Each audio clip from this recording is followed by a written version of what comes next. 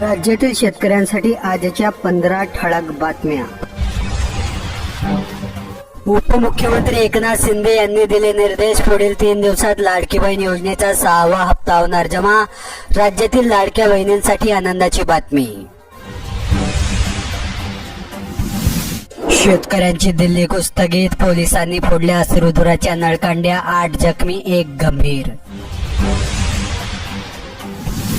नमो शेतकरी महासन्मान निधी योजनेअंतर्गत शेतकऱ्यांना मिळणार 15,000 रुपये। मुख्यमंत्री देवेंद्र फडणवीस यांची ग्वाही, पुढील हप्ता लवकरच शेतकऱ्यांच्या खात्यात होणार जमा। बॅलेटवर निवडणुकीचा ठराव करा, शरद पवारांच्या मार्कडवाडी ग्रामस्थांना सल्ला।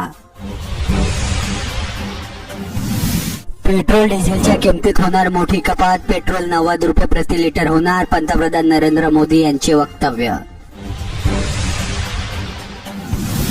विधानसभा अध्यक्षपदी पुन्हा राहुल नार्वेकर यांची निवड।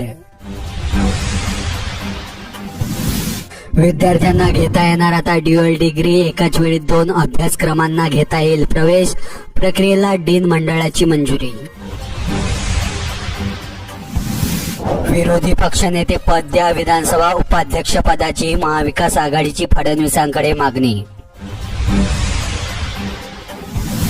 ईव्हीएमचे रडगाणे सोडा, विरोधकांनी आता विकासाचे गाणे गायला पाहिजे, उपमुख्यमंत्री एकनाथ शिंदे यांच्या विरोधकांवर निशाणा।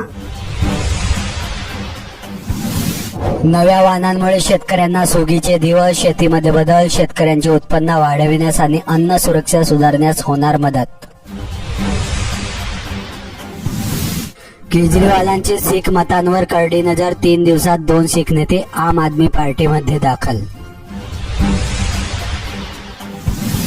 महागाईमुळे देशबंदीच्या मार्गावर, आरबीआयने व्यक्त केले मत। नवीन वर्षात 4 चाकी वाहनांच्या दरात होणार वाढ, वाहन उत्पादकांनी किमती वाढविण्याचे केले जाहीर, पुढील महिन्यापासून नवे दर होणार लागू।